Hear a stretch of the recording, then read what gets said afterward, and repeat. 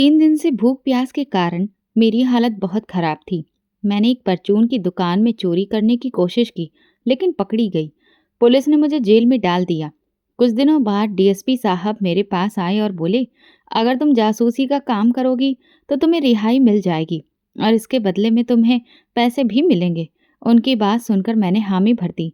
इसके बाद मुझे एक बड़े सियासी नेता के घर नौकरानी की हैसियत से जासूसी के लिए भेजा गया। मैं पूरी कोशिश कर रही थी कि जल्द से जल्द सबूत इकट्ठा कर डीएसपी साहब को सौंप दूं और अपनी रिहाई के बारे में बात करूं, क्योंकि मैं जेल की जिंदगी से परेशान हो चुकी थी और दोबारा वहां नहीं जाना चाहती थी। इसलिए मैंने ये जोखिम उठाने का फैसला लिया। मैं पहले दिन से ही बहुत चौकन्नी थी, क्योंकि मेरी ट्रेनिंग ही कुछ इस अंदाज में हुई थी। अगर मैं पहले वाली आम सी लड़की होती तो शायद डर जाती, लेकिन अब मैं साधारण नहीं रही थी। इसलिए मैं बेखौफ और निडर होकर उस अनजान घर में रह रही थी। घर क्या था, एक बहुत बड़ा महल था, जिसमें इतने सारे कमरे थे कि हर कमरे को रोज देखना भी मुमकिन नहीं था। एक कोने से दूसरे कोने तक पहुंचने में भी अच्छा खासा वक्त लग जाता था। मैं अब तक पूरा घर देख भी नहीं पाई थी। कई ऐसे कोने थे जो मुझसे अब तक छुपे हुए थे। आज भी मैं सुबह से ही इस कोशिश में थी कि किसी तरह उस कमरे में जा सकूं जहां किसी को भी जाने की इजाज़त नहीं थी। वहां सिर्फ खास नौकर ही जाते थे और ज़रूरत की चीज़ें वहीं से लाकर देते थे।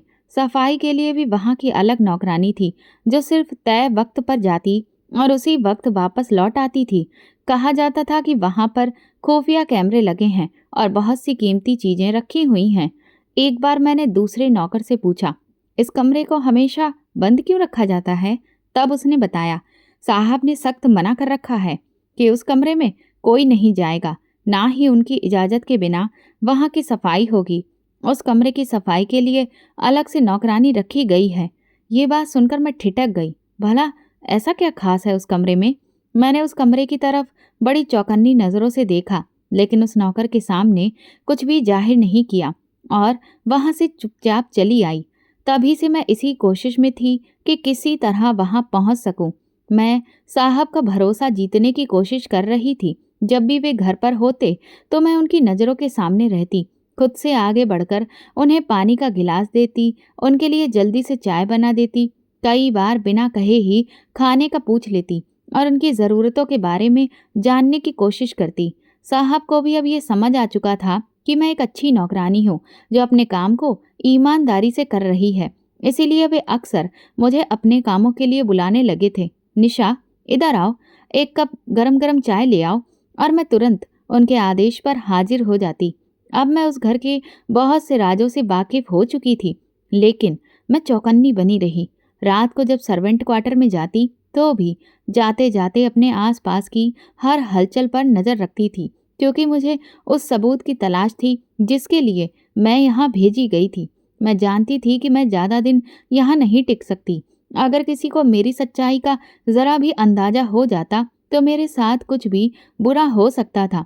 इसीलिए मैं हमेशा डर के साए में थी, लेकिन काम पूरा करने की जिद भी उतनी ही मजबूत थी। आज भी ऐसा ही एक दिन था, लेकिन आज घर में कुछ अलग सा माहौल था। सुबह से ही अजीब सी चहल पहल फैली हुई थी, क्योंकि आज घर में पार्टी थी। इसके लिए जोर शोर से तैयारियां की जा रही थीं। सब अपने अपने कामों में व्यस्त थे। मुझे भी कुछ काम सौंपे गए थे जिन्हें मैं अंजाम दे रही थी, लेकिन मेरी नज़र हर उस गतिविधि पर टिकी हुई थी जो घर में चल रही थी। मैं देख रही थी कौन कहाँ से आ रहा है, कौन कहाँ जा रहा है।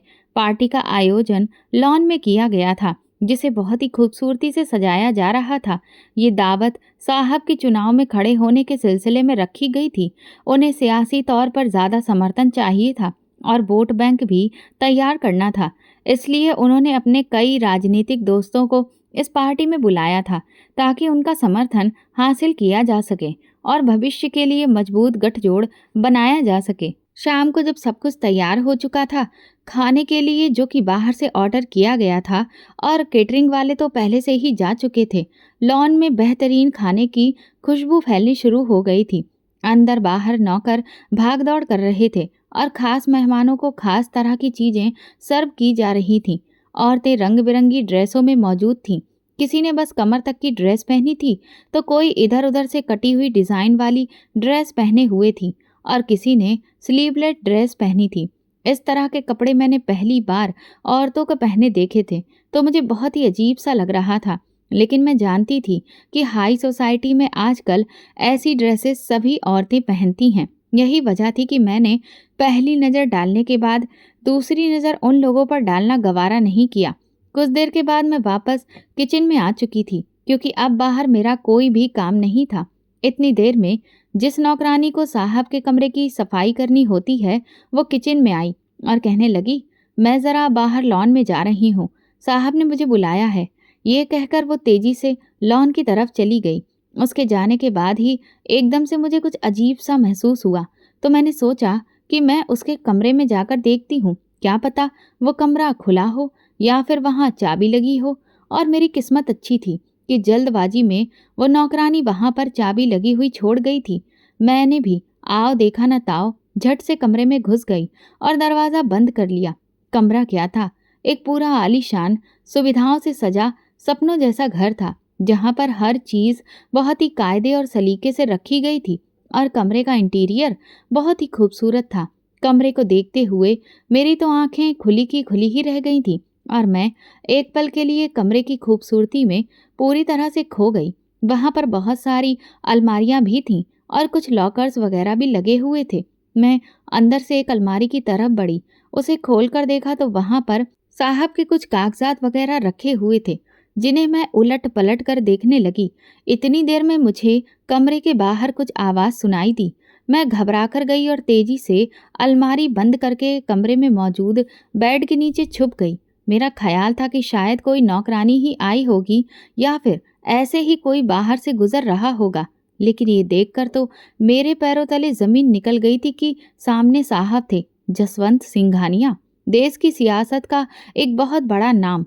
वो उस वक्त कमरे में मौजूद थे और मैं बेबसी की तस्वीर बने हुए बेड के नीचे छुपी हुई थी।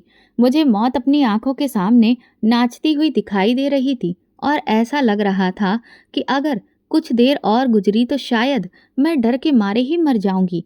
साहब कमरे में आ गए और उनके साथ 2-3 लोग और भी थे। वो लोग आपस में कुछ बातें करने लगे, लेकिन उनकी बातें सुनकर तो मैं दंग रह गई थी। मैं सोच भी नहीं सकती थी कि राजनीति में ये सब कुछ भी हो सकता है। सियासी फायदे के लिए इस तरह का काम भी किया जा सकता है।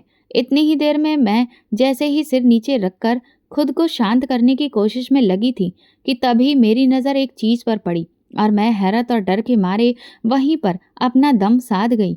मेरा नाम निशा है, मेरी उम्र 24 साल है। मैं छोटी सी थी जब मेरे माँ बाप का देहांत हो गया, तो मेरे पापा के दोस्त मुझे अपने घर ले आए। मैं अंकल के साथ रहने लगी। मेरे माँ बाप की मैं इकलौती ही बेटी थी। यही वजह थी कि उनके मरने के बाद उनका जो घर था वो मुझे ही मिलना था। मैं तो सिर्फ 5 साल की थी, इसीलिए क्योंकि मैं बालिग नहीं थी तो अंकल ने मेरी जिम्मेदारी अपने सिर पर ले ली थी।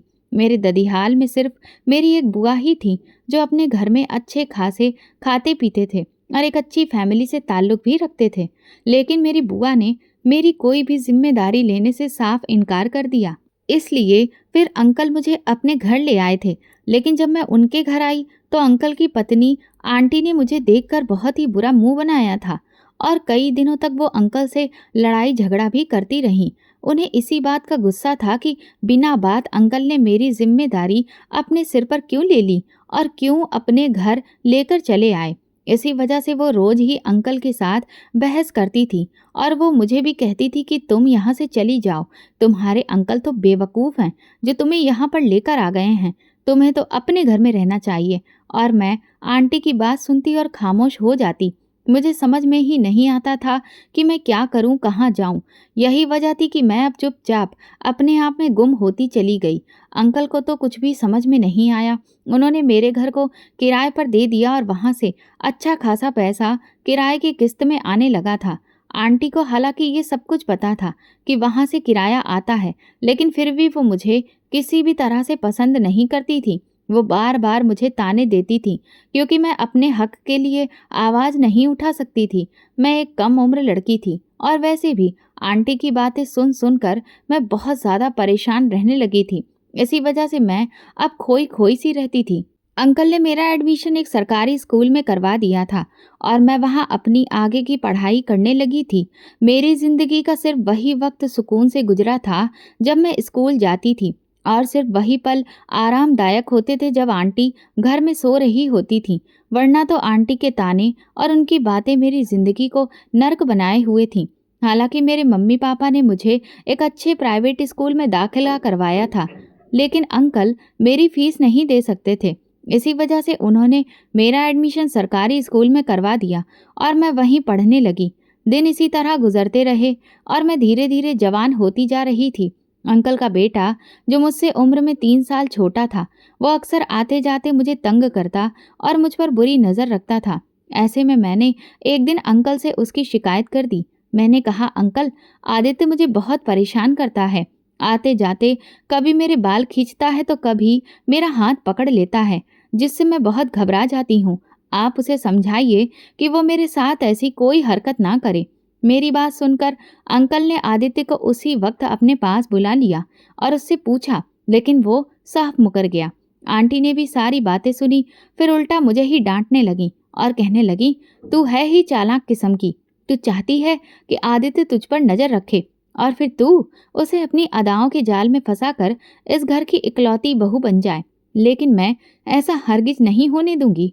मैं नहीं जानती कि तुझे अब तक कैसे बर्दाश्त किया, लेकिन अब बिल्कुल भी बर्दाश्त नहीं करूंगी। तू अब यहाँ से मेरे घर से दफा हो जा। आंटी ने मुझे धक्के मार मार कर घर से निकाल दिया। हालांकि अंकल ने इस बात को वहीं पर ख़त्म कर दिया था, लेकिन आंटी ने इसे दिल से लगा लिया था और फिर मुझे अगले ही दिन घर से निकाल दिया। मैं हक्की बक्की गली में खड़ी आंटी को आवाज़ें देती रही, आंटी, मुझे घर के अंदर बुला लीजिए प्लीज़। मेरे साथ ऐसा मत करिए। मैं कहाँ जाऊंगी? मुझे माफ़ कर दीजिए। एक बार अंदर आने दीजिए। लेकिन आंटी ने मेरी एक भी बात नहीं सुनी और दरवाज़ा बंद कर दिया। मैंने कई बार वो दरवाज़ा पीटा, बहुत देर तक खड़ी रोती रही, लेकिन आंटी ने मुझ पर जरा भी रहम नहीं किया और ना ही दरवाज़ा खोला। मुझे समझ में नहीं आ रहा था कि मैं अब कहाँ जाऊं। स्कूल में मेरी दो एक सहेलियां थीं, लेकिन उनसे मेरी कोई खास पहचान या गहरी दोस्ती नहीं थी। अब मैं एक अजीब सी मुसीबत में फंस चुकी थी। मैंने सोचा कि मैं दरवाजे के बाहर ही बैठ जाती हूँ, जब दरवाज़ा खुलेगा तो अंदर चली जाऊंगी। लेकिन वो शायद मेरी किस्मत का दरवाज़ा था, जो अब बंद हो चुका था और दोबारा खुलने का नाम नहीं ले रहा था। अंकल तो वैसे ही उन दिनों दूसरे शहर गए हुए थे और उन्हें लौटने में अभी 1 हफ्ता लगने वाला था। मैं कैसे वहाँ बैठी रहती? ऐसे में हमारे पड़ोसी संगीता आंटी ने मुझ पर रहम किया और मुझे अपने घर ले गईं। वो बहुत ही अच्छी औरत थीं। उन्होंने मुझे सहारा दिया और कहा, जब तक चाहो तुम यहाँ रह सकती हो, मुझे कोई ऐतराज़ नहीं है। जब तुम्हारी आंटी का गुस्सा ठंडा हो जाएगा तो तुम उनके घर वापस चली जाना। मैं ये सुनकर उनकी बहुत शुक्रगुजार हुई और कहा, आपका बहुत बहुत धन्यवाद आंटी, आपने मेरी बहुत मदद की है। मैं जल्दी ही यहाँ से चली जाऊंगी। जैसे ही मैं उन्हें ये कहकर आश्वस्त करने की कोशिश कर रही थी, वो भी सिर हिलाकर निश्चिंत हो गई। संगीता आंटी के घर में रहते हुए अब मुझे 2 दिन हो चुके थे। वहाँ रहना मेरे लिए बहुत अजीब और असहज लग रहा था, क्योंकि उनके पति मेरे ऊपर बुरी नज़र रखे हुए थे। वो भी आदित्य की तरह ही बार बार मुझे परेशान करते और छेड़ते थे। संगीता आंटी ने तो मुझे अपनी बेटी जैसा अपनाया, लेकिन उनके पति की आंखों में पितृभाव नहीं था, बल्कि सिर्फ गंदगी और दरिंदगी थी। वही गंदी चमक, वही वहशी निगाहें जो आदित्य की आंखों में हुआ करती थीं, अब उनकी आंखों में भी दिखाई देने लगी थीं। ये देखकर मैं कांप जाती थी। शुरुआत में तो वो मुझसे नजरें चुराते थे, बहाने से मेरे पास आते और मेरी मौजूदगी को जैसे नज़रअंदाज करते, मानो मैं कोई वजूद ही नहीं रखती। लेकिन जैसे जैसे दिन बीतते गए, उनका रवैया बदलने लगा। वो मुझसे बेटा कहकर बात करते, लेकिन उनके लहजे में एक अजीब सी गर्मजोशी का जहर था, जो मेरी हड्डियों में उतर जाता था और उस जहर की कड़वाहट से मेरा तन मन लहूलुहान हो जाता था। एक दिन जब संगीता आंटी बाजार गई हुई थी, मैं उस वक्त किचन में काम कर रही थी। तभी वो पीछे से आकर मेरे इतना करीब खड़े हो गए कि मैं बुरी तरह से डर गई और हाथ से छुरी गिर पड़ी। उनकी सांसें मेरी गर्दन से टकरा रही थीं। मेरा सारा वजूद कांप रहा था और मैं सांस रोककर खड़ी थी। उन्होंने धीरे से कहा, काम तो तुम बहुत अच्छा कर लेती हो निशा, लेकिन न जाने क्यों तुम्हारी आंटी ने तुम्हें निकाल दिया। वैसे तुम्हारी आंटी को तुम पर शक नहीं करना चाहिए था, लेकिन उनकी नज़रें मेरे चेहरे पर नहीं बल्कि मेरे कपड़ों पर थीं, जैसे कि वो नज़रों ही नज़रों में मुझे नोच रहे हों। मैंने थूक निगलकर खुद को काबू में रखा और कहा, मैं ज़रा बाहर से होकर आती हूँ, आंटी बस अभी आने वाली ही होंगी। ये कहकर मैं फौरन दरवाज़ा खोलकर बाहर निकल गई, लेकिन मेरा पूरा शरीर काँप रहा था, आँखों में आंसू थे और दिल में बस एक ही बात, हे भगवान! अब मैं कहाँ जाऊँ? अब ये ठिकाना भी मुझसे जल्दी ही छिन जाने वाला है। इस बात का एहसास मुझे शिद्दत से हो रहा था। उस रात मैं सो नहीं सकी। हर लम्हा डर लगने लगा कि कहीं वो फिर से दरवाज़ा खोलकर अंदर ना आ जाए।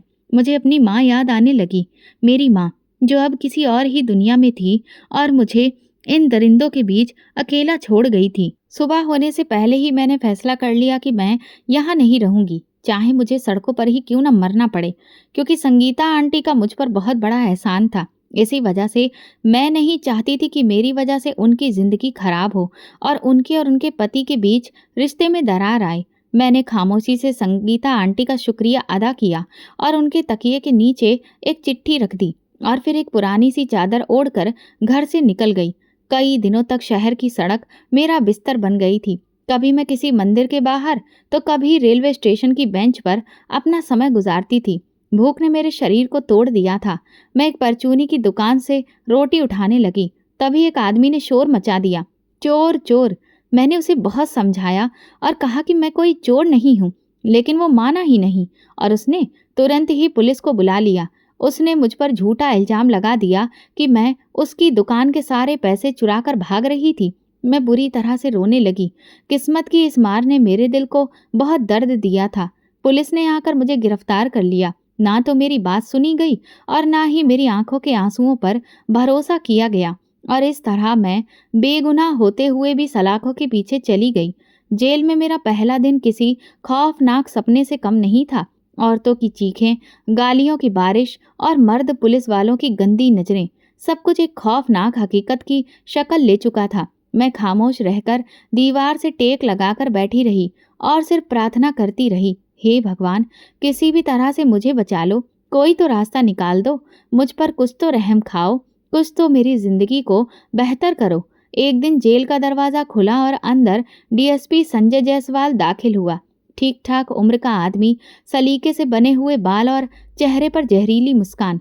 तुम निशा हो? मैंने हाँ में सिर हिलाया। सुनने में आया है कि तुम बहुत समझदार हो। एक काम है, थोड़ा खतरनाक है, लेकिन इसका इनाम भी बहुत बड़ा है। मैंने चौंक कर उनकी तरफ देखने लगी। कैसा काम? वो हंसने लगे। जासूसी का काम है। हमें तुम्हारे जैसे बेसहारा लोग ही चाहिए होते हैं। अगर तुम चाहो तो बाहर आ सकती हो। इसके बदले में तुम्हें पैसे भी मिलेंगे, लेकिन शर्त यह है कि काम पूरा करना होगा। मेरे सामने अब दो रास्ते थे, या तो जेल की सलाखों के पीछे जिंदगी गुजारूं या फिर नई जिंदगी के बदले खतरे को गले लगा लूं। मैंने धीरे से कहा, ठीक है, मैं कर लूंगी, लेकिन बदले में मुझे जेल से रिहाई चाहिए। और फिर इस तरह से हम दोनों के बीच डील हो गई।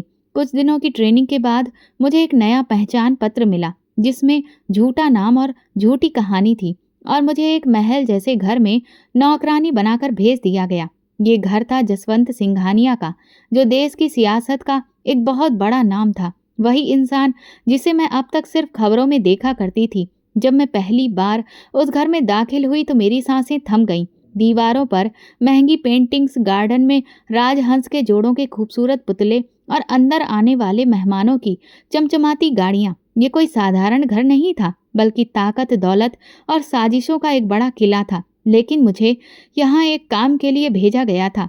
मैं एक जासूस थी और मेरा काम छिपे हुए राजों को खोलना था। जसवंत का घर मेरी सोच से भी ज्यादा बड़ा निकला। ऊंची दीवारें, लोहे का भारी गेट और गेट के ऊपर लगे कैमरे जैसे हर वक्त मेरी निगरानी कर रहे हों। एक लम्हे को तो दिल चाहा कि वापस लौट जाऊं, क्योंकि मुझे ऐसा लग रहा था कि जैसे मैं खुद ही अपनी मौत को दावत दे रही हूं। लेकिन फिर खुद को याद दिलाया, निशा, अब पीछे हटने का तुम्हारे पास कोई रास्ता नहीं है। जब मैंने अंदर कदम रखा तो ऐसा महसूस हुआ जैसे किसी फिल्म के सेट पर आ गई हूँ। हर तरफ खुशबू बिखरी हुई थी, संगमरमर के फर्श पर ऐसी चमक थी कि आईना भी शर्मा जाए। सफेद यूनिफॉर्म पहने हुए नौकर इधर उधर दौड़ रहे थे, जैसे किसी राजसी खानदान की सेवा में लगे हों। मेरा स्वागत एक उम्र दराज नौकरानी मंजू देवी ने किया था। तुम नई हो, यहाँ किचन, लॉन और मेहमानों के कमरों की सफाई तुम्हारी जिम्मेदारी होगी। यहाँ ज्यादा बोलना नहीं और हर वक्त बस पीछे ही रहना। साहब को सवाल करने वाले नौकर पसंद नहीं हैं। मैंने खामोशी से सिर हिलाया और फिर सिर झुकाकर उनके पीछे चल पड़ी, लेकिन दिल में बस एक ही बात गूंज रही थी, मैं यहाँ जासूसी करने आई हूँ, सफाई करने के लिए नहीं। पहला दिन तो सुकून से गुजर गया। जसवंत सिंघानिया को मैंने सिर्फ एक झलक में देखा था। वो सीढ़ियों से उतरते हुए फोन पर बात कर रहे थे। उनके कपड़े बहुत महंगे थे, चेहरा सुकून से भरा, लेकिन आंखों में वही भ्रम की चमक थी जो अक्सर दो चेहरे रखने वाले लोगों की आंखों में होती है। एक लम्हे को मैं रुक कर उन्हें देखने लगी, फिर वो फोन पर बात करते हुए आगे बढ़ गए। दिल में एक अजीब सा डर जरूर था, लेकिन फिर मैं खुद को संभाल कर सफाई में लग गई। अगले दिन पहले दिन की तरह ही शुरू हुआ। मैंने सोचा कि अगर जसवंत सिंघानिया जैसे आदमी के कमरे तक पहुंचना है तो सबसे पहले उसका भरोसा जीतना होगा। इसीलिए हर लम्हा खुद को वफादार, कर्तव्यनिष्ठ और ईमानदार नौकरानी के तौर पर पेश किया। जब भी वो पानी मांगता मैं तुरंत ही लेकर आ जाती। चाय की खुशबू फैलती तो मैं उनके दरवाजे पर मौजूद होती। निशा, उन्होंने पहली बार मेरा नाम लेकर पुकारा था। एक कप चाय ले आओ, और मैं उनका हुक्म बजाते हुए सर झुकाकर थोड़ी ही देर बाद चाय ले आई थी। कुछ दिन गुजरे और मुझे लगा कि मेरा लक्ष्य धीरे धीरे मेरे करीब आ रहा है। घर के खास नौकर भी अब मुझ पर भरोसा करने लगे थे और छोटी मोटी बातें भी मुझे बताने लगे थे। मंजू आंटी एक दिन बोली, साहब का एक खास कमरा है नीचे बेसमेंट में, वहाँ कोई भी नहीं जा सकता, बस सफाई के लिए एक खास लड़की जाती है, और वो भी अपने तय किए हुए वक्त पर। मैंने हैरानी से पूछा, वो कमरा कैसा है? मंजू आंटी ने मेरे चेहरे की तरफ देखा और आवाज़ धीमी करके बोली, बस तुम ये समझ लो कि वहाँ पर राज छुपे हैं जिनके बारे में जानने की इजाज़त किसी को नहीं है। यही वो लम्हा था जब मेरे अंदर का जासूस जाग उठा। यही वो जगह थी जहाँ मेरे सवालों के जवाब छुपे थे। अब मेरी तमाम कोशिशें उसी कमरे के आसपास घूमने लगी थीं। मैं खुद को कमरे के करीब ले जाने वाले हर कदम पर नज़र रखने लगी थी। उस नौकरानी का व्यवहार, उसके कमरे में जाने का वक्त, उसके हाथों में लटकती हुई चाबी, सब कुछ मेरे दिल और दिमाग पर छप जाने लगा था। फिर वो दिन आ गया जब घर में बड़ी पार्टी थी। जसवंत सिंघानिया के सियासी मेहमान आने वाले थे। हर तरफ हलचल मची हुई थी। नाचना, गाना, सजावट, खुशबुएं, हंसते मुस्कुराते, कह कहे लगाते लोग। मैंने खुद को किचन के काम में व्यस्त दिखाया, लेकिन दिल और आंखें उसी खास नौकरानी पर थीं। मैं जा रही हूँ, साहब ने मुझे बुलाया है। वो जल्दबाजी में थी। किचन से गुजरते हुए उसने जैसे ही चाबी निकाली और काउंटर पर रख दी, शायद जल्दबाजी में भूल गई। मेरी सांसें रुक गईं। यही मौका है। मैंने तुरंत चाबी उठाई और कमरे की तरफ बढ़ गई जहाँ इस पूरे घर का सबसे अंधेरे राज छुपा था। चाबी जैसे ही मेरे हाथ में आई, मेरी उंगलियां पसीने से भीग गईं। ऐसा लग रहा था कि जैसे पूरे शरीर पर किसी ने बर्फ की सिल्लियां रख दी हों और कदमों पर वजन बढ़ गया हो। लेकिन मेरा जहन, मेरी सोच, सब कुछ उस एक लम्हे पर नजर टिकाए हुए था। आज या फिर कभी नहीं। सारे नौकर अपनी अपनी दौड़ में लगे हुए थे। हॉल की रोशनियों, गाना बजाना, हंसी मजाक और लोगों के शोर में कोई मेरी गैर मौजूदगी महसूस नहीं कर सकता था। मैंने जल्दी से वो चाबी अपने दुपट्टे में छुपाई और सीढ़ियां उतरती हुई बेसमेंट की तरफ बढ़ने लगी।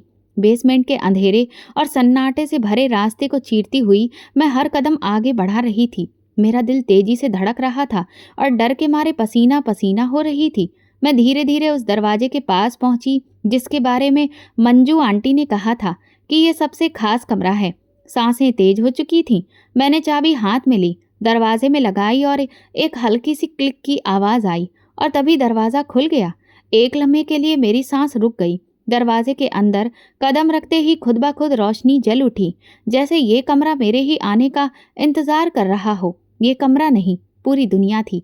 किताबों से लेकर फाइलें, वीडियो स्क्रीन्स, सीसीटीवी फुटेज, बंद अलमारियां और लॉकर्स। दीवारों पर कुछ खास तरह के नक्शे लगे थे, लाल रंग के निशान के साथ जगह जगह मार्क किए गए थे। कमरे के एक तरफ 2 स्टील की अलमारियां थीं जिन पर ताले लगे थे, लेकिन एक अलमारी खुली हुई थी। मैं अचानक से उसकी तरफ बढ़ी। अलमारी खोली तो उसमें फाइलें थीं। उन फाइलों में तस्वीरें, फ़ोन नंबर, कई जगहों की लोकेशंस और एक नाम सबसे ऊपर माधुरी लिखा हुआ था। साथ में एक जवान लड़की की तस्वीर थी, गुलाबी रंग की ड्रेस में मुस्कुराती हुई। फाइल के अंदर उसके बारे में जानकारी दर्ज थी। उस जानकारी से साफ साबित हो रहा था कि उस लड़की का सौदा किसी दूसरे देश के शेख के हाथों किया जा चुका है। मेरे हाथ कांपने लगे। एक पल को लगा जैसे मैं जमीन पर गिर जाऊंगी। वो लड़की बिल्कुल मेरी छोटी बहन जैसी लग रही थी, मासूम, नाजुक, लाचार। ये क्या था? ये कौन लोग थे? मैं कहाँ आकर फंस गई थी? मेरे आंसू तेजी से बहने लगे। उस वक्त मैं बहुत जज्बाती हो गई थी, लेकिन मेरे पास ज़्यादा वक्त नहीं था। मैंने उस फाइल के कुछ कागज़ तुरंत अपने दुपट्टे में छुपाए। तभी मेरी नज़र कमरे के दूसरे कोने में पड़ी, जहाँ एक शीशे का दरवाज़ा था। उसके पीछे जब मैंने देखा तो मेरे पैरों तले से ज़मीन खिसक गई। सामने 3 लड़कियां मौजूद थीं, लेकिन ऐसा लग रहा था कि वे जिंदा नहीं हैं। उनका चेहरा खून से सना था, आंखें बंद थीं और चेहरे पर अजीब सी दहशत फैली थी। ये सब देखकर मेरी रूह कांप उठी। मेरे लिए अब ये सब सिर्फ एक मिशन नहीं, बल्कि मेरा फर्ज बन गया था। तभी दरवाजे पर अचानक से कदमों की आवाज़ सुनाई दी। मैं चौंक गई, चाबी वापस दरवाजे में लगाई और झट से अलमारी बंद करके एक बेड के नीचे घुस गई, जो कमरे के ठीक बीच में लगा था। बेड के नीचे बहुत ही कम जगह थी, लेकिन मैं किसी तरह से खुद को छुपा पाई। दरवाज़ा खुला, जसवंत सिंघानिया अंदर दाखिल हुआ। उसके साथ 2 और लोग थे, वही चमकते हुए कपड़े, कह कहे और हाथ में सिगार भी था। वो तीनों लाशें कल ले जानी हैं कचरे के ट्रक में, जैसे पिछली बार ले गए थे। और फाइलें? उनमें से एक ने पूछा। जल्दी करो, नया माल आने वाला है, खास अरब मेहमानों के लिए। मैं वहां बेड के नीचे सांस रोके दिल थामे बैठी थी। एक तरफ लाशें थीं, दूसरी तरफ दरिंदे, और मैं इस बेड के नीचे बेबस हालत में मौजूद थी। लेकिन मैंने ये फैसला कर लिया था कि मैं ये खेल खत्म करके ही रहूंगी। अब मैं सिर्फ जासूसी नहीं करूंगी, मैं गवाही दूंगी और सच बयां करूंगी। इस हालत में मैं बेड के नीचे थक चुकी थी। मेरी आंखें हल्की सी बंद थीं, लेकिन दिमाग पूरी तरह जाग रहा था। जसवंत सिंघानिया की आवाज़ें मेरे कानों से टकरा रही थीं, जैसे कोई जहर मेरी रगों में धीरे धीरे घोल रहा हो। यह आखिरी बार है, इस बार कोई भी गलती नहीं होनी चाहिए। अगले हफ्ते लोग आ रहे हैं, और वो लड़की पूनम, उसे आज ही फार्म हाउस शिफ्ट कर दो, दूसरा आदमी बोला। लेकिन वो बहुत शोर मचाती है और उसकी आदत भी बहुत खराब है। जसवंत सिंघानिया ने सिगार की राख जमीन पर झाड़ी। तो तोड़ दो उसका घमंड। यहाँ जो आया है वो माल है, कोई इंसान नहीं। मेरे पूरे शरीर में आग लग गई। इतनी बेरहमी से उसने एक लड़की के लिए जो शब्द कहे वो छुरी बनकर मेरे दिल में उतर गए। होंठ काट लिए, आंखें बंद कर ली ताकि सिसकी भी ना निकले। अगर मैं जरा सा भी हिलती तो वो मुझे देख लेते, फिर मेरा भी वही अंजाम होता जो उन 3 लाशों का हुआ था, या शायद उससे भी बदतर। उनकी बातें कुछ देर तक और चलती रहीं। मैं हर शब्द अपने दिमाग में अच्छे से बिठा रही थी। पूनम, फार्म हाउस, दुबई के मेहमान और वो फाइल जिसे वे गोल्ड फाइल कह रहे थे। फिर अचानक दरवाज़ा बंद होने की आवाज़ आई और कमरे में खामोशी छा गई। मैंने तकरीबन 2 मिनट तक इंतज़ार किया, फिर धीरे से अपना सिर बाहर निकाला। कमरा खाली था। मैं खुद को बेड के नीचे से बाहर निकाल लाई, दुपट्टे से पसीना पोंछा और सबसे पहले अलमारी से वही फाइल निकाली जिसमें पूनम और माधुरी का नाम था। इस बार मैंने एक छोटा सा मोबाइल भी निकाला जो मुझे डीएसपी ने दिया था। उन फाइलों के कुछ पन्नों की तस्वीरें लीं। पिछले कमरे की तस्वीर लेने की हिम्मत नहीं हुई, बस चंद क्लिक लिए ताकि अलमारी और लॉकर्स का रिकॉर्ड भी मेरे पास रहे। फिर मैंने सब कुछ वापस रख दिया और कमरा वैसा ही कर दिया जैसा पहले था। दरवाज़ा बंद किया और तेजी से बेसमेंट से बाहर निकल गई। मेरा दिल तेज तेज धड़क रहा था। अगर किसी ने चेहरा भी पढ़ लिया तो मैं पकड़ी जाऊंगी। एक नौकर सामने से गुजरा तो मैंने जल्दी से हाथ में ट्रे पकड़ ली और किचन में चली गई। मंजू आंटी ने मुझे देखा तो तेजी से बोली, किधर थी तू? कब से देख रही हूँ तुझे, लेकिन तू मिल ही नहीं रही थी। चाय बनाई क्या? मैंने कहा, जी अभी लेकर जा रही हूँ साहब के लिए। चाय का कप लेकर मैं दोबारा हॉल की तरफ गई, जैसे कुछ हुआ ही ना हो, लेकिन अंदर से मैं किसी भूकंप की तरह हिल चुकी थी। रात को अपने कमरे में आने के बाद मैंने वो मोबाइल सबसे पहले एक सुरक्षित जगह पर छुपाया। मुझे रात भर नींद नहीं आई। आंखें बंद करती तो लाशें सामने आ जाती। वे 3 चेहरे जिन्हें जिंदगी ने शायद हंसने की मोहलत भी नहीं दी थी, लेकिन मरने के बाद भी सुकून नहीं मिला। अगली सुबह मैंने मौका देखते ही बाथरूम से निकलकर मोबाइल निकाला, दरवाज़ा बंद किया और जल्दी से डीएसपी को मैसेज भेजा। सबूत मिल गया है, कमरा बेसमेंट में है, फाइल, लाशें, सब कुछ है। अब मुझे यहाँ से निकालो।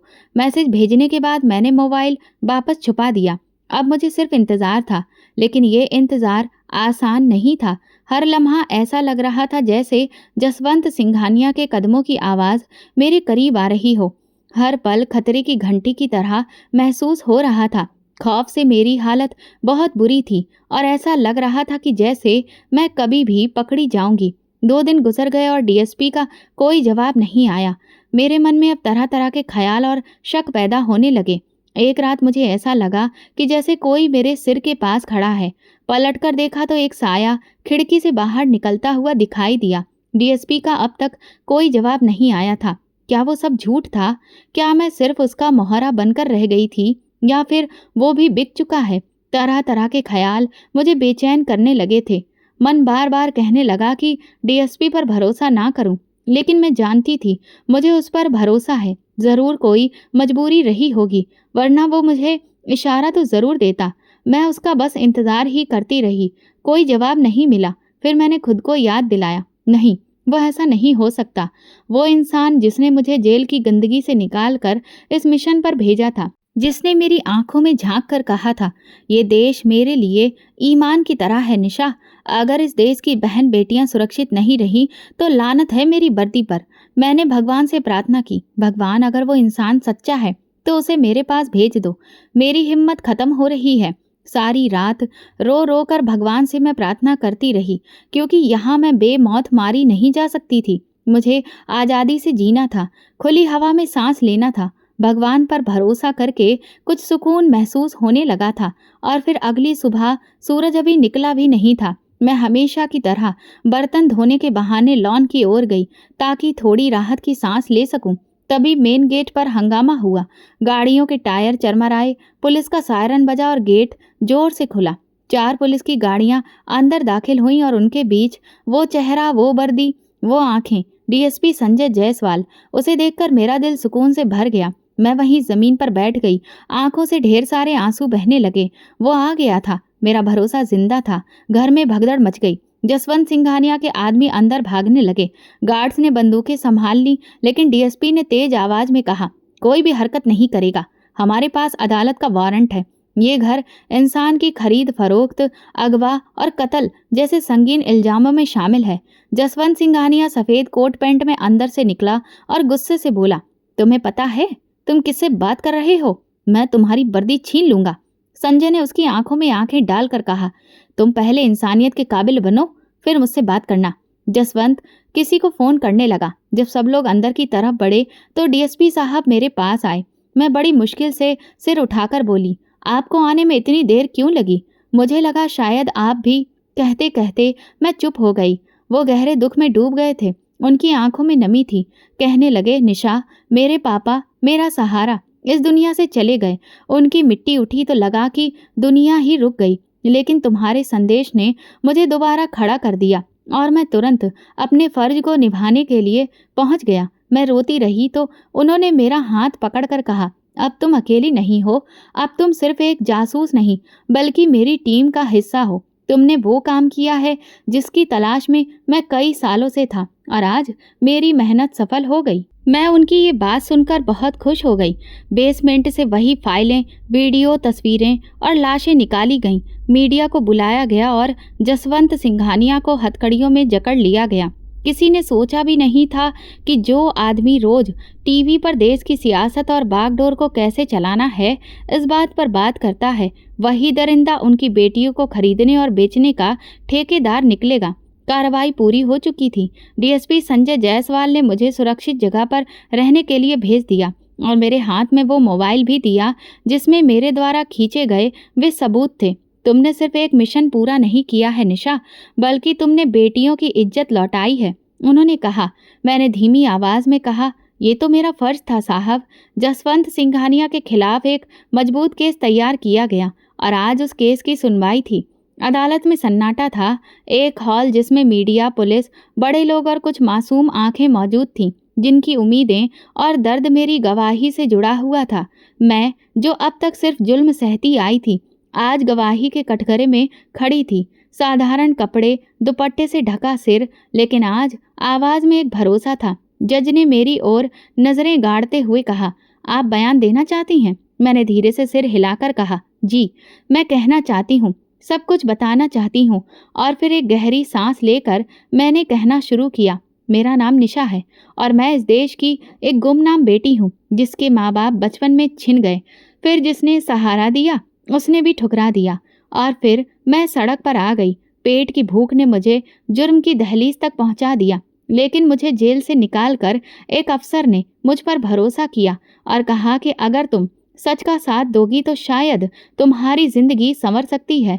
और फिर मैंने हाँ कर दी।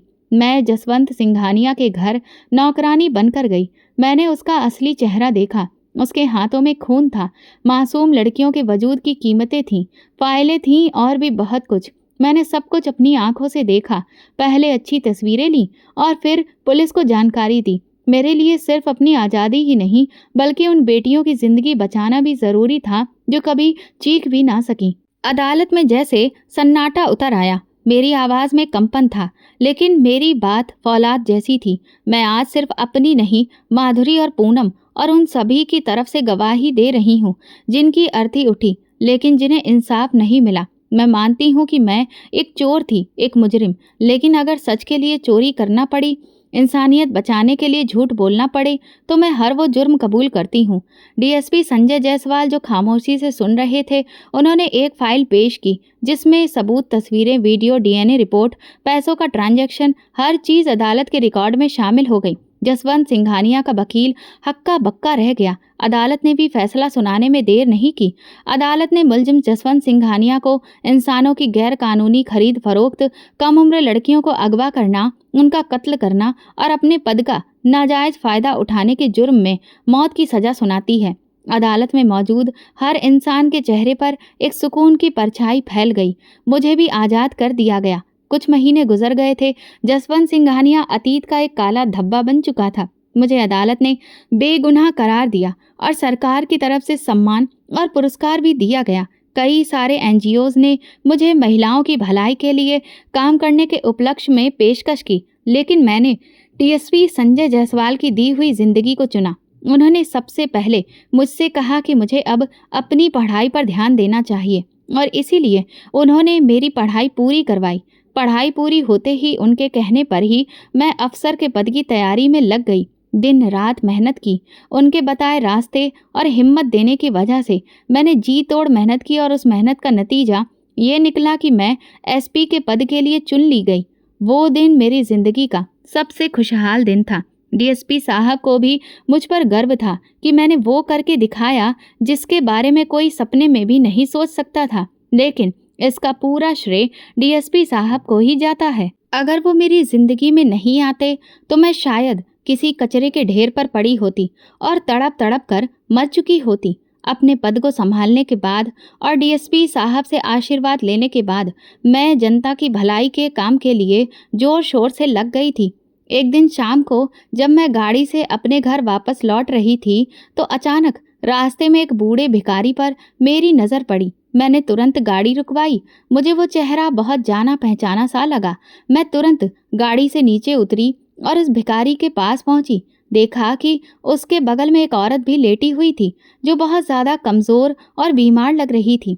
थोड़ा ज़्यादा करीब पहुंचने पर मुझे ये समझ आ गया कि ये कौन है। दरअसल वो मेरे पापा के दोस्त थे, वही अंकल जिन्होंने मुझे मेरे माँ बाप के इस दुनिया से चले जाने के बाद सहारा दिया था, और बगल में उनकी पत्नी लेटी हुई थी। पहले तो उन लोगों ने मुझे पहचाना ही नहीं, लेकिन जब मैंने उन्हें सब कुछ याद दिलाया तो उनकी आंखों में खुशी के आंसू आ गए। उन्हें तो यकीन ही नहीं हो रहा था कि मैं आज इतने बड़े मुकाम पर पहुंच चुकी हूँ। मुझे पहचानते ही आंटी ने शर्मिंदगी से अपना सर झुका लिया और हाथ जोड़कर माफ़ी मांगने लगी। कहने लगी, निशा बेटी, मुझे माफ़ कर दो। मैंने तुम पर बहुत जुल्म किया, तुम पर जरा सा भी तरस नहीं खाया और तुम्हें धक्के देकर घर से बाहर निकाल दिया। शायद मेरे उन्हीं बुरे कर्मों की आज भगवान मुझे ये सजा दे रहा है कि मैं खुद दर दर की ठोकरें खा रही हूँ। जिस घर से मैंने तुम्हें धक्का देकर निकाला था, उसी घर से मुझे भी धक्का देकर निकाल दिया गया। ये कहकर वो फूट फूट कर रोने लगी। कहने लगी, मैं तुमसे माफ़ी की भीख मांगती हूँ, तुम मुझे माफ़ कर दो। हो सकता है तुम्हारे माफ़ कर देने पर भगवान हम पर कुछ तरस खा जाए और हमारे दुखों को कम कर दे। मैंने उनके आंसू पोंछे और उनसे कहा, आप ये सब मत कीजिए, बल्कि मुझे ये बताइए कि आज आप इन हालात में कैसे हैं। अंकल ने कहा कि उन्होंने अपने बेटे की धूमधाम से शादी की, लेकिन शादी के बाद बेटा पूरी तरह से बदल गया। वो सिर्फ अपनी पत्नी के कहने में ही चलने लगा और फिर एक दिन उसकी पत्नी के कहने पर ही धोखे से घर अपने नाम भी करवा लिया और हम दोनों बूढ़े बुजुर्गों को घर से धक्का देकर निकाल दिया। हमने उसे बहुत समझाया। अंकल बोले, लेकिन हमारे समझाने का उस पर कोई असर नहीं हुआ, क्योंकि उसकी पत्नी ने उसे हमारे खिलाफ बुरी तरह भर दिया था कि हम लोग सिर्फ उससे फ़ायदा उठाने की कोशिश कर रहे हैं, उससे नौकरों की तरह काम करवाते हैं और उसकी कमाई खा रहे हैं। मैं जब ये सब सुन रही थी तो मुझे बहुत गुस्सा आया। आदित्य बचपन में कैसा था ये तो मैं पहले से ही जानती थी। मैंने आंटी से कहा, मैं जो कहने जा रही हूँ उसे सुनकर शायद आपको बुरा लगे, लेकिन सच्चाई ये है कि हम बच्चों को जैसी परवरिश देते हैं, बच्चे बिल्कुल वैसे ही बनते हैं। बचपन में भी जब मैंने एक दिन अपनी सच्चाई आपके सामने रखी थी तो आपने मुझ पर विश्वास नहीं किया था, और आज आपके साथ भी वही हो रहा है। ये सुनकर आंटी कहने लगी, तुम ठीक कहती हो बेटी, मेरी ही परवरिश का ये नतीजा है कि आज मैं अपने पति के साथ इस सड़क पर इस दशा में बैठी हूँ। मैंने उनका हाथ पकड़कर उठाया और उनसे कहा, लेकिन जो मेरे साथ हुआ था वो मैं आपके साथ नहीं होने दूंगी। वो लोग मुझे हैरत से देखने लगे। मैंने उनसे कहा, आप मेरे साथ चलिए तो सही। फिर मैं उन्हें लेकर कई सालों बाद उसी मोहल्ले में पहुंची जहां से एक दिन मुझे धक्के देकर निकाला गया था। जैसे ही आदित्य ने दरवाज़ा खोला और मुझे पहचाना तो वो बुरी तरह से दंग रह गया और घबरा गया। मैंने आदित्य को पूरी बात शुरू से बताई और साथ ही साथ कानून का डर भी दिखाया। उससे कहा, अगर तुमने अपने माँ बाप के साथ किसी भी तरह की बदसलूकी की या उनका अधिकार छीना तो कानून तुम्हें कड़ी से कड़ी सजा देगा। ये सुनकर ना सिर्फ वो बल्कि उसकी पत्नी भी डर गई और दोनों अपने माँ बाप के पैरों में गिरकर माफ़ी मांगने लगे। उन्होंने ये वादा भी किया कि अब वो दोबारा ऐसी गलती नहीं दोहराएंगे। मैंने अंकल को अपना मोबाइल नंबर दिया और कहा, अगर कभी भी आपको कोई भी तकलीफ हो तो आप मुझे तुरंत फ़ोन कर लीजिएगा। आदित्य मुझे देखकर बार बार अपनी नज़रें झुका रहा था, लेकिन मैंने उससे ज़्यादा कुछ नहीं कहा। अंकल आंटी मुझे आशीर्वाद देते नहीं थक रहे थे। उन्हें आज उनका अधिकार दिलाकर मुझे बहुत खुशी मिल रही थी, क्योंकि सर से छत छिन जाने पर कैसा महसूस होता है ये मैं बहुत अच्छे से समझती हूँ। उनके घर से बाहर निकली तो अचानक मेरी नज़र संगीता आंटी के घर पर पड़ी। तभी मुझे अपना वही अनुभव याद आ गया जो संगीता आंटी के पति ने मुझे दिया था। दिल में आज भी वही सिरहन महसूस हो रही थी, लेकिन पता नहीं कैसे अचानक मेरे कदम उनके घर की तरफ मुड़ गए। दिल चाहा कि कम से कम आंटी को तो देख लूं, क्योंकि बुरे वक्त में सिर्फ वही एकमात्र इंसान थी जिनसे मुझे प्यार और अपनापन मिला था। दरवाज़ा खटखटाया तो संगीता आंटी ही निकली। उनका चेहरा बुरी तरह मुरझाया हुआ था। पहले तो उन्होंने मुझे पहचाना ही नहीं, लेकिन जब मैंने उन्हें अपने बारे में बताया तो उनकी खुशी का ठिकाना नहीं रहा। जब मैं अंदर गई तो मैं दंग रह गई। वो आदमी जो एक दिन मुझ पर गलत नज़र रख रहा था, आज लाचार होकर बिस्तर पर पड़ा था। आंटी ने मुझे बताया कि मेरे घर से चले जाने के कुछ ही दिनों के बाद उसे पैरालाइसिस का अटैक पड़ा और तब से लेकर आज तक वो इसी हालत में बिस्तर पर पड़ा है। आंटी मुझसे पूछने लगी कि उस दिन मैं यूं अचानक बिना बताए क्यों चली गई थी। ये सवाल सुनकर मेरा दिल तो चाहा कि मैं उन्हें सब कुछ सच सच बता दूं, लेकिन फिर मैंने उनसे कुछ भी नहीं कहा। जब आंटी मेरे लिए चाय बनाने किचन में गईं तो मैंने एक नज़र उस आदमी पर डाली। मुझे नहीं पता क्या हुआ, लेकिन उसकी आंखों में आंसू आ गए और उसने बड़ी ही हिम्मत और ताकत जुटाकर अपने दोनों हाथों को जोड़ा और इशारे से माफ़ी मांगी। ये देखकर सच कहूँ तो मेरे दिल को बहुत सुकून मिला कि देर से ही सही, लेकिन इस आदमी को अपने किए पर आज पछतावा है और उसकी करनी की सज़ा उसे भगवान ने दे दी है। चाय पीने के बाद मैंने आंटी से फिर मिलने का वादा किया और वहां से निकल गई।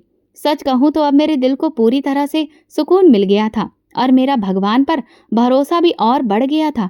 अब मेरी जिंदगी का बस एक ही लक्ष्य है, अपनी ड्यूटी और फर्ज को पूरी ईमानदारी से निभाना और देश की सेवा करना। तो दोस्तों, अगर आपको हमारी कहानी पसंद आई हो तो कमेंट करके ज़रूर बताएं, वीडियो को लाइक करें और ज़्यादा से ज़्यादा शेयर करें।